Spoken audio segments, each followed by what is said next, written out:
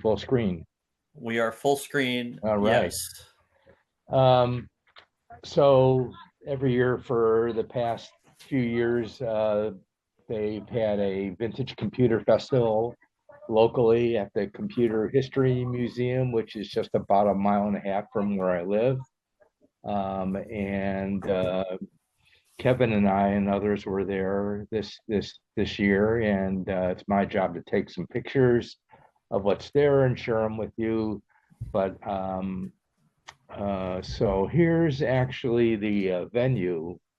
Um, and this used to be the Silicon Graphics building, and it was bought by the Computer History Museum. And it's just a wonderful space for museum. There's lots of artifacts in different rooms, and there's empty rooms and meeting rooms and stuff like that. So it's just a great place.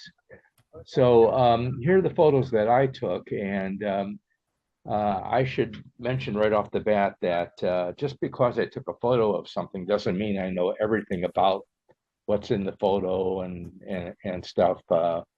I may even not know what's in the photo.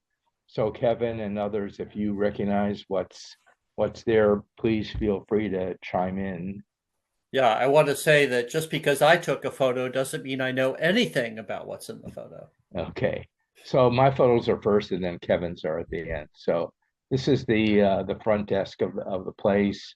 Um, and there's rooms off to the back that had the consignment area, and the display area was sort of in back here. So the first thing you come to is uh, this bookseller, and he's always in the same place, and he's got lots of different books that you can buy, and diskettes and memorabilia like that.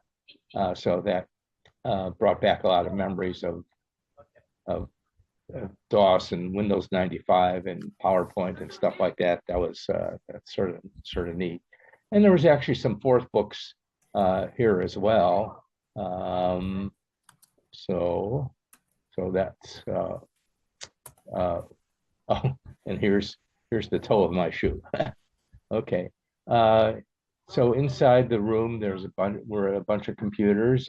There's this company called Rabbit Hole Computing, and I talked to them for a while, and it seems that they have interfaces for SCSI drives, so that you can read SCSI drives off of a computer that does not have SCSI in them. And I think some of them are USB. Here's some other boards on top here next to a PDP-11 book. So I'm not sure what that means. Uh, Up on top center, there's some terminals, and I sort of forgot what these terminals were connected to, um, and some other stuff. There were an assortment of IBM terminals of various vintage. Okay. Yeah, thanks, Kevin.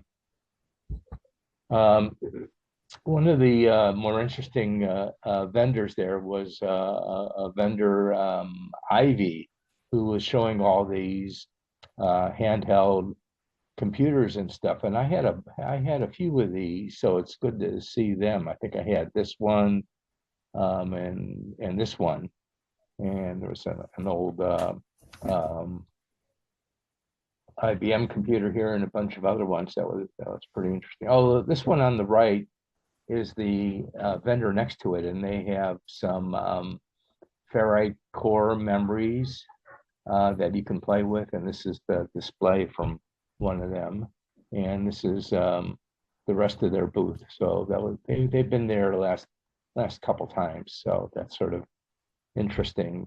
I mean, this is like really real Farite Core stuff, so it's fun playing Yes, with that. their Ferrite Farite, sorry. thing is their Ferrite core memory demonstrator is a product that they will sell you for educating yourself or amusing others with the antique memory technology. Right. Thanks, Kevin.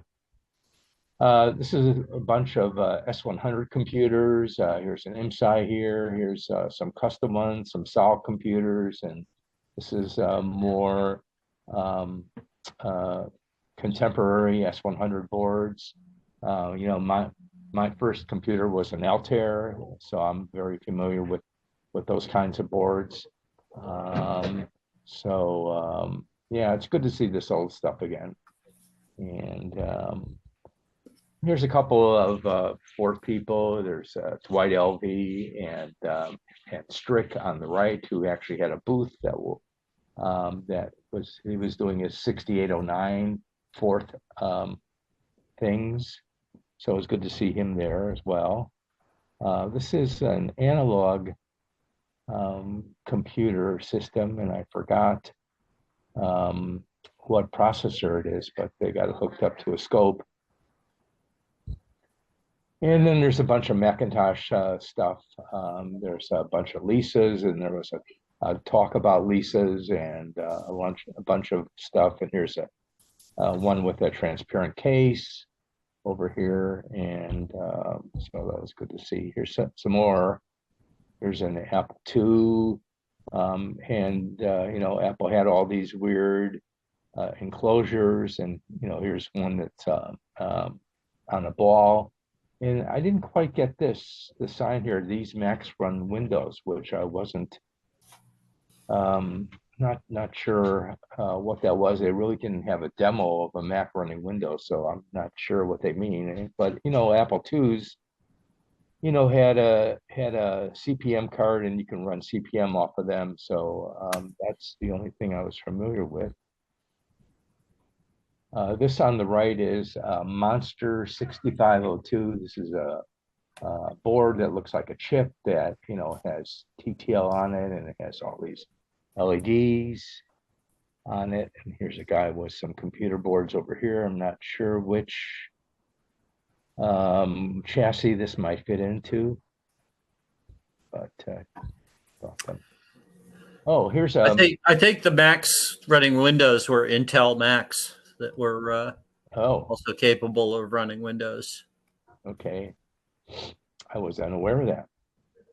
So here are a couple computers, early laptop computers with 8085 processors in them, and these are pretty much the same design. This one on the left was an NEC. I had one of these, and the one on the right is a Radio Shack Model 100, which was very popular. It had like a 4-line 16-character display, and I actually had a version of Force running on this one here. So that was didn't have it for very long, and it didn't have a lot of use for it, but it did have like a built-in modem and serial ports, and was battery operated and stuff like that. So a lot of people use these for news reporting. They would gather a story at the news site, and then modem their story into their office. So it was very popular for a while. Yeah, the New York Times had a load image that they could put on one of these things that had a pretty powerful editor and software that was set up to go directly into the New York Times computer systems over a phone modem, even with an acoustic coupler, so you could walk up to a payphone in Afghanistan or someplace and download your news story. Right. When the New York Times was interested in publishing news. Yeah. Actually had an input for a barcode reader, which I'm not sure what an application for that might be, but that showed the flexibility of these devices. Okay, these are up until the mid 2000,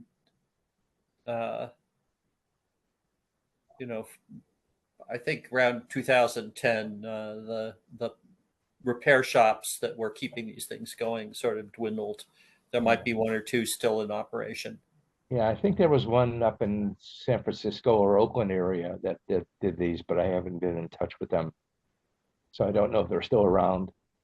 But here's I guess this is Apple I stuff. And I noticed that there's an auction house that's selling one of these boards that apparently Steve Jobs had. So I'm not sure how much that would go for, but yeah, it's good to see these old devices. Here's some more computers running games and stuff like that. Okay, so lower left is an Osborne II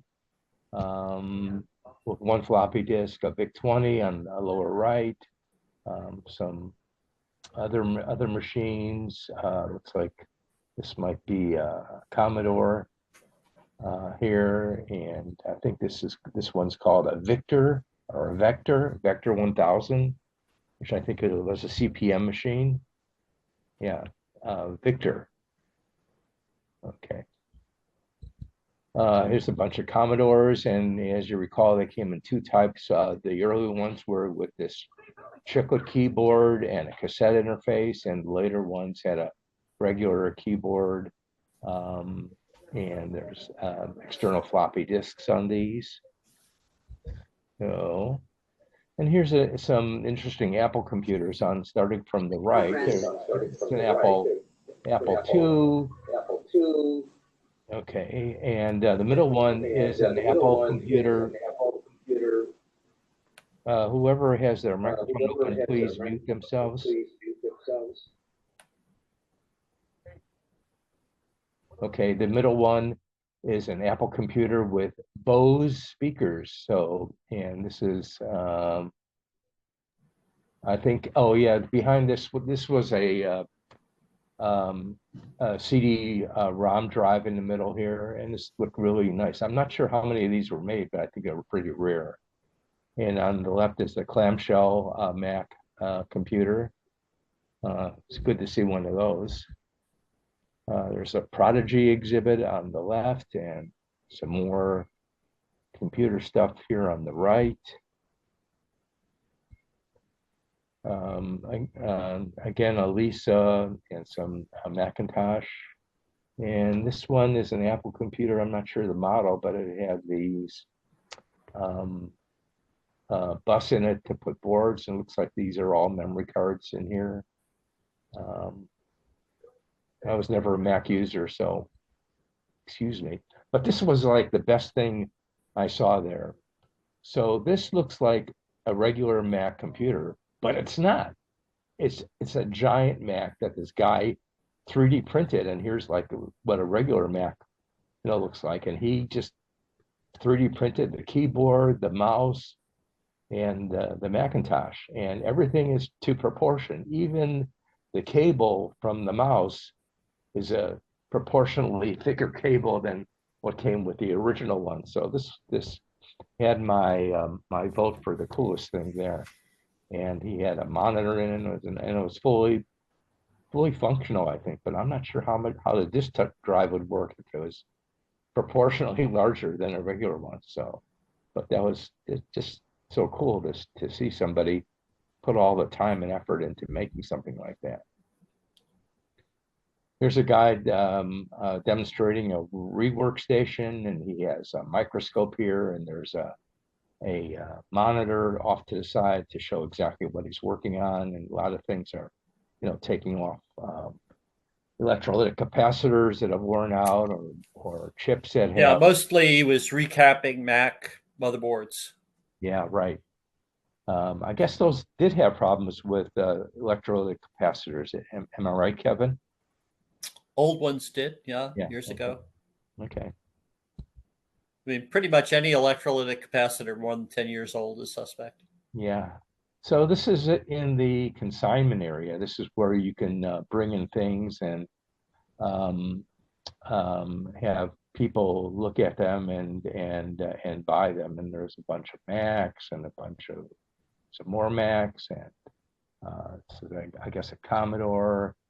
This is a compact. Remember those? And this is an old Macintosh.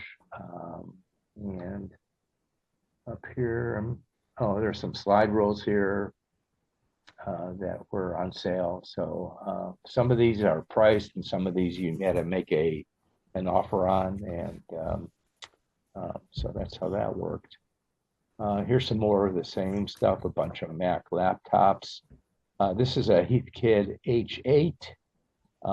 Had floppy disks and ran CPM and had a front keyboard in the front and a little display here. Here's an ADM3 terminal. I used one of those, and this is some kind of prototyping board and some more calculators and slide rules and an ASR 33. I had one of these as well, so it's sort of good to see. I gotta say, the old 110 baud teletype spent years on a PDP-8, and that's what showed me the brilliance of Chuck Moore.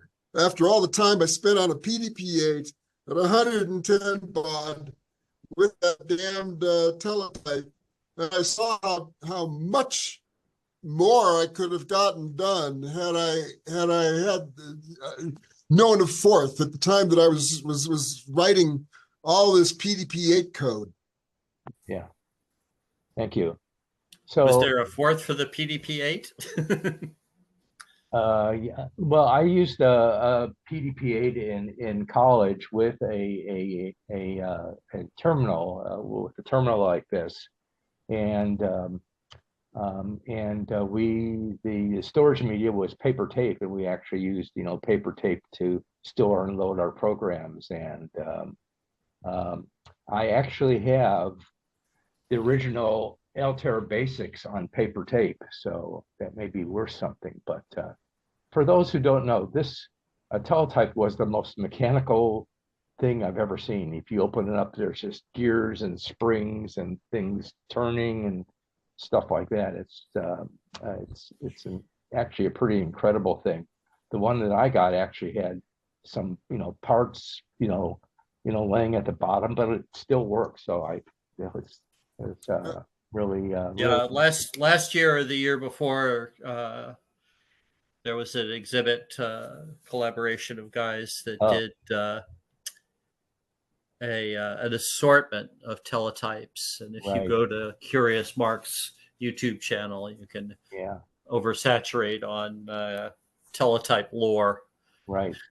Yeah, there's actually models of teletypes that preceded this, which were even more outrageously mechanical. Yeah, it was one of the aspects of it is when you started pressing on one key, it locked out all the others. So it had the worst keyboard feel you could possibly have. I think both of us were at Northwestern at the same time, just in different buildings, typing on different teletype inputs, and the paper tape was the input to the machine. Right. Yeah, well, actually, Bob and I were, at Northwestern at the same time on the same floor, and I was in graduate school, and he was a researcher, right? Well, I was in Crescent, and I think you were over in tech. Yeah, but I got to biomedical engineering on occasion. Right. Yeah, so, that's where I was. Okay. Yeah.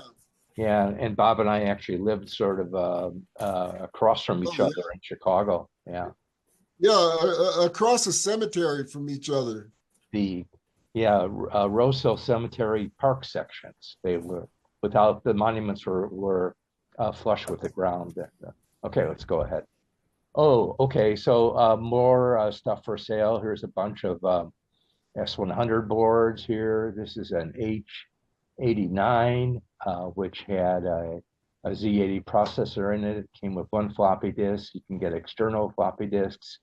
I had one of these as well, and I replaced a single one with a double floppy, and I got it to run the version of CPM on it, which was sort of interesting. But these were also very popular as monitors, and I think we had a bunch of these at work that I put some of them together. They came as kits and or assembled, and it was a very nice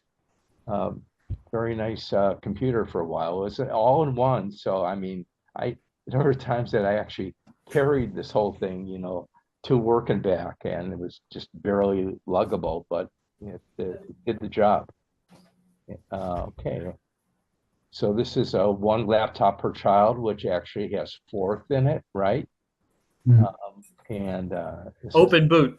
open boot, right? So yeah, that was that. And this one, I'm not sure on the right-hand side what that was. So, oh, and then there was a booth there with Jupiter Aces and ZX Spectrum, which of course, you know, had a Z80 in it, and you know, some of them ran forth. And this is, I think, a Z80 prototyping board. And yeah, so it's the Jupiter Ace fourth programming book. Stephen Vickers, I guess, was the author of that. And here's I think that's available on Amazon or elsewhere to this day. They did a edition. Yeah.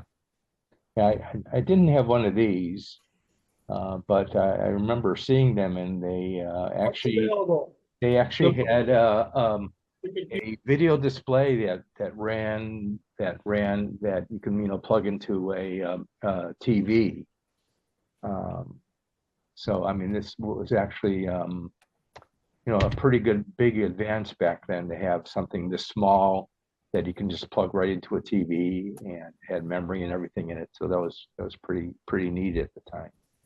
So the 35th anniversary Jupiter Ace manual I posted on the chat Amazon link, and it's remarkable how some people will just go on and on with their obsessions. Yeah. Okay, this is an analog computer display. There was a guy that gave a talk about the lunar landing program, and so, you know, here it actually is. And then there's the real thing on the right-hand side, that was the Apollo computer that somebody had on display, and that's an actual flyable Desky that had a replacement display installed. So that's real Apollo hardware. all right. Yeah, And so you see that. The display was from the stores of parts that went along with these things. So there was actually a guy that had a display that they installed on the Desky that had the cracked display and resuscitated and fully functional, and just an amazing feat. If you go to Curious Mark's channel, he may have his talk. The team of guys that restored this thing, he may have posted his talk from Vintage Computer Festival. I don't know how well or badly VCF, the Vintage Computer Federation, that overmaps the TLA. I don't know how well or badly they do at posting the videos of their talks. Okay.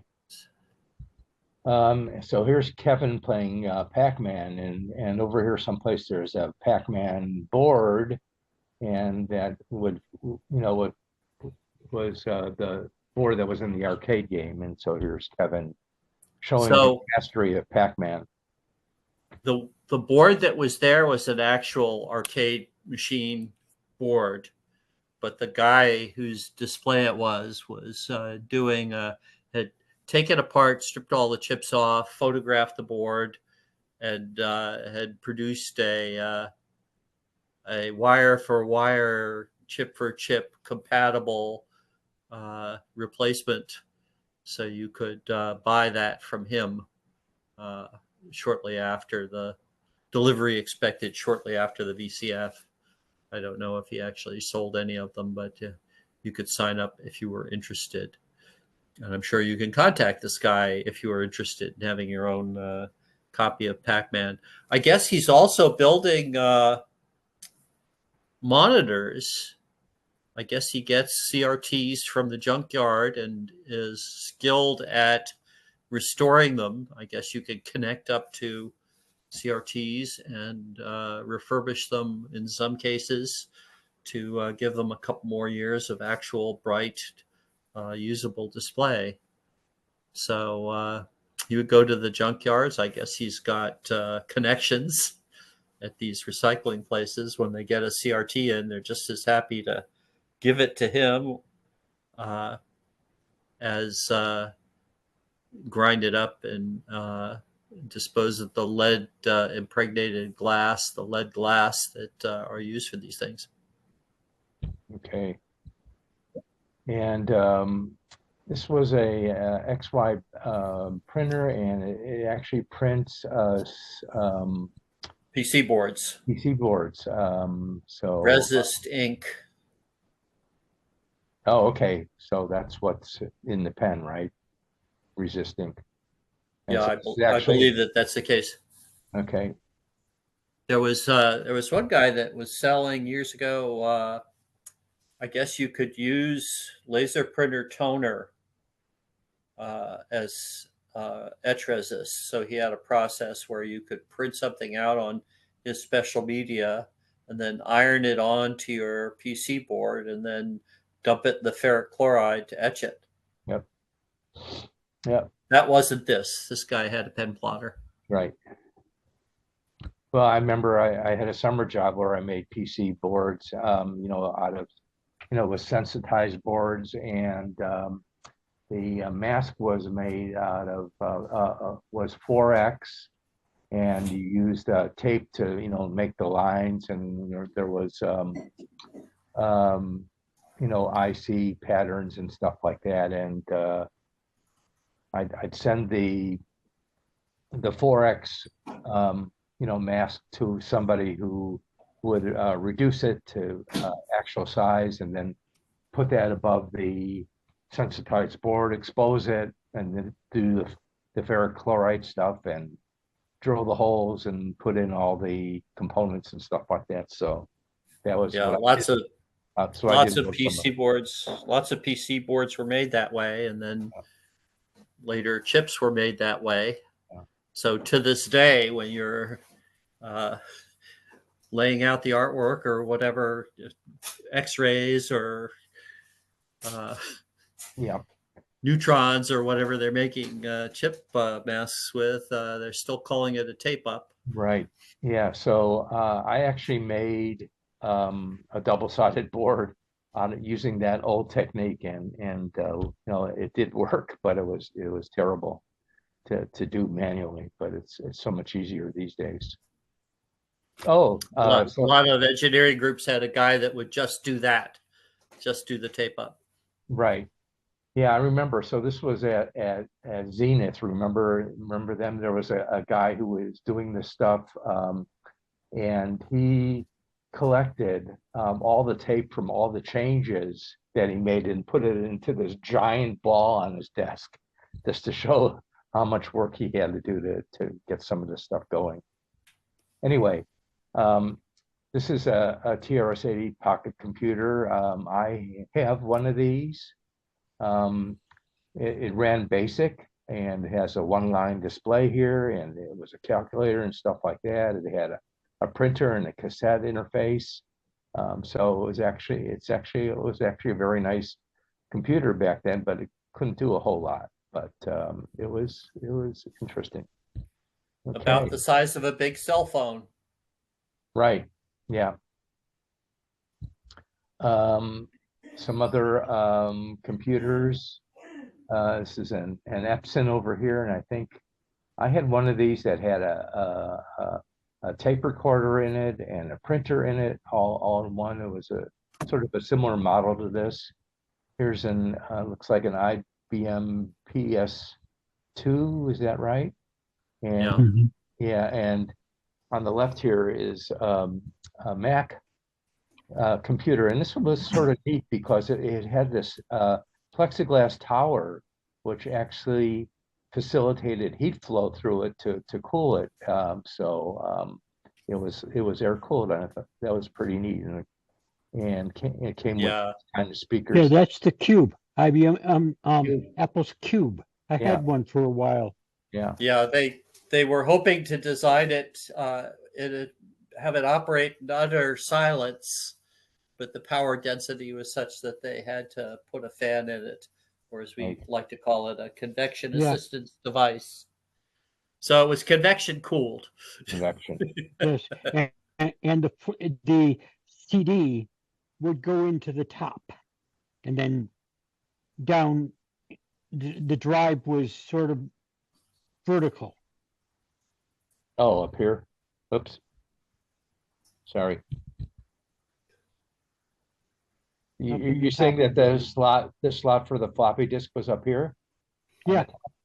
Okay. not for the floppy disk, for the CD. CD? CD-ROM, Yeah, Okay. data CD.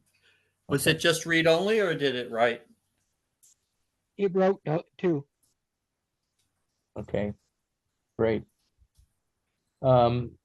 Here's like an overview of the consignment area. Lots of stuff here. I'm not sure how much of it was sold, but it's sort of interesting to go through. And they were selling T-shirts as well, so I took these pictures. And of course, I was an early CPM user, so I had to take a picture of the shirt. I didn't buy one though. Anyway. Yeah, these guys are there every year, and if you want any of these shirts, I'm pretty sure they have a website. Yeah. So Kevin gave me some photos, which I included in the slide deck here. So Kevin, you're on for describing. All right. So the theme, if you will, is, was there any fourth at the Vintage Computer Festival? And yes, there's Dwight Elvie, and you can't get much more fourth than that. So Dave and Kevin. So on next. Now, the price of admission this year included no option, included admission to the Computer History Museum and whatever docent-led tours or other that you care to spare the time for. This guy that built this thing was Forth aware and did some stuff in Forth. He rode this thing from coast to coast, interfacing over the computer network of the time, and did ham radio and other exciting things. I want to say we had him as a featured speaker years ago at Cogswell College, just down the road from basically Sprocket University, during one of our meetings, and that was one of the most enjoyable talks we had. I gather in the back there was a Sun Microsystems pizza box because he always wanted to ride a Unix cycle. So it's one of the exhibits at the Computer History Museum, so you can learn about it there or learn about it on their website, or ask me offline. Kevin, do you All right. remember? Do you remember his name? It was Steve something. Yeah, I could tell you No. in short order if it's of interest, but I can't get that nor on the fire right now, so Okay, we'll all do it offline. Maybe right. at the end I'll look it up when I'm not trying to actually. Okay. All right, next. All right. There was a question amongst us. Was this kiosk community memory coin operated? And yes, you could read it for free. If you wanted to write something, you had to come up with a quarter. So I think that was the nature of the night before the start of the Vintage Computer Festival. We were talking about community memory and the history of interactive community use of. Yes, I hear the alarm tone. So there you go. Next.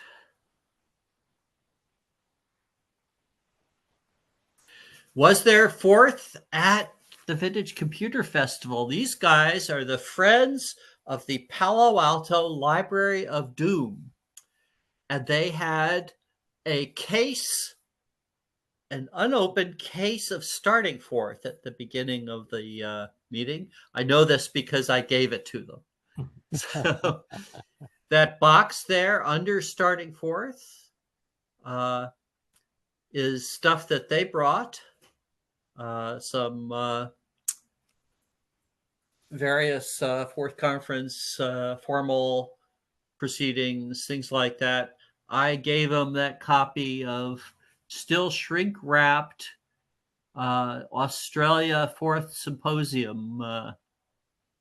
So they did have some other books on fourth, other than the ones I brought and gave to them.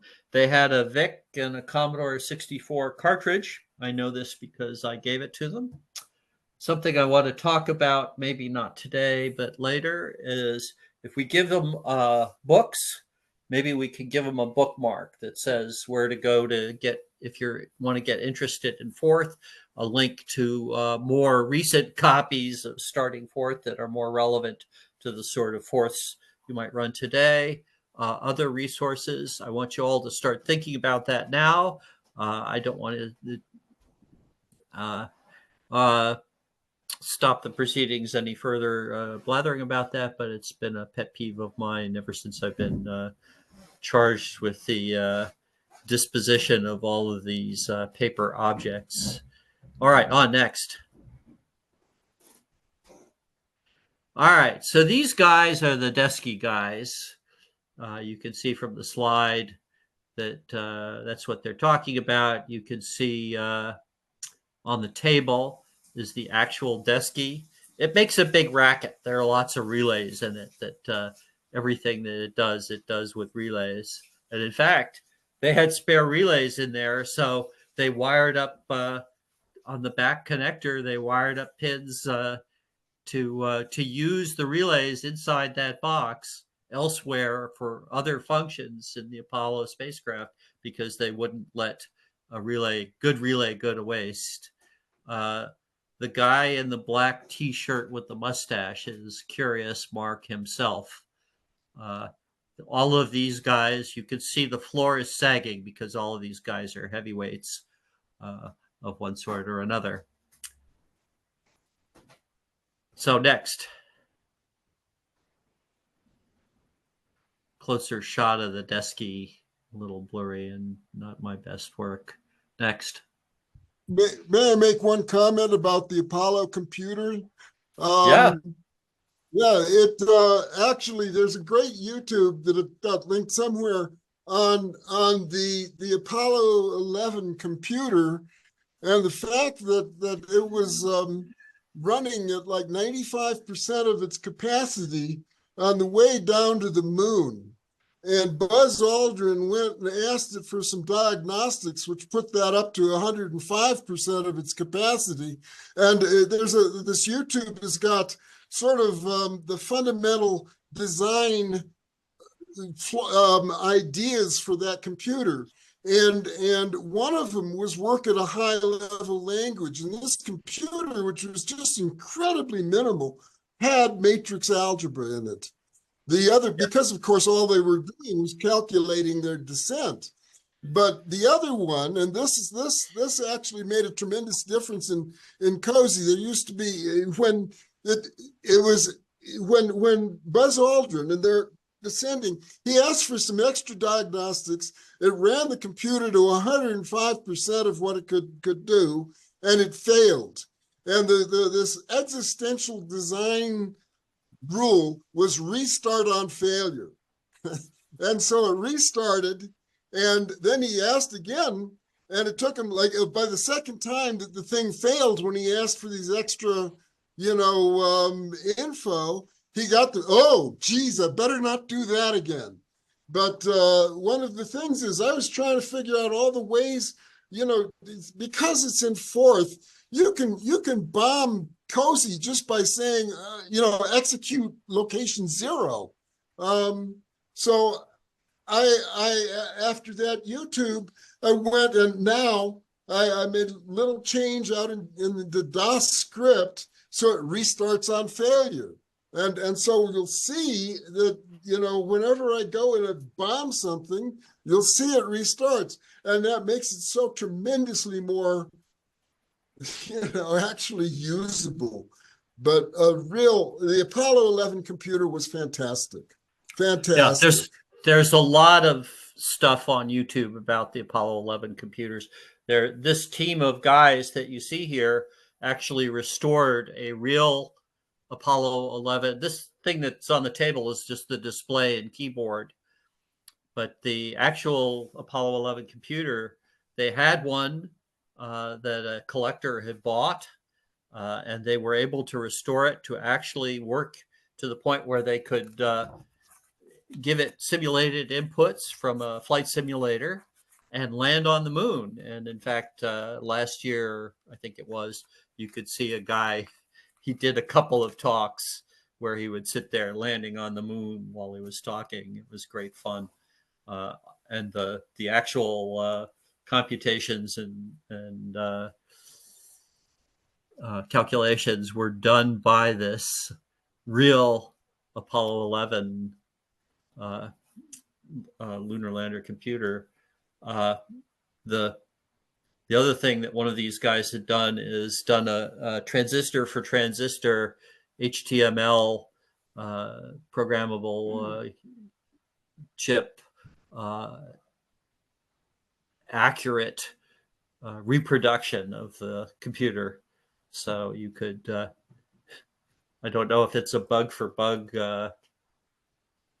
compatible version. I think he's got two versions, one where he fixed the one bug he found. Next, is there next? All right, yes, there was fourth at the Vintage Computer Festival. There's Strick, and it was good to see him there. Next. Yeah, he is. He's married. All right. So you could look at Strick's GitHub at his 6309 single board computer, and there's his email address, and there you go. And last one. Maybe you'll. All right. For those of you who are acquainted with Jeeves from Ask Jeeves, there he is, and it was my first time with a selfie with Jeeves. Next. That's it. So next year I'll take one with the wagon wheel from the Wagon Wheel restaurant. A good, those of you who are acquainted with the history of Silicon Valley will be aware of the history of the wagon wheel. Yep. I ate there with my movers the day that I came to California. So nobody assigned you problem sets that day. Right. Okay. All right. Later we'll have a reenactment of the migration of the Traitorous Eight.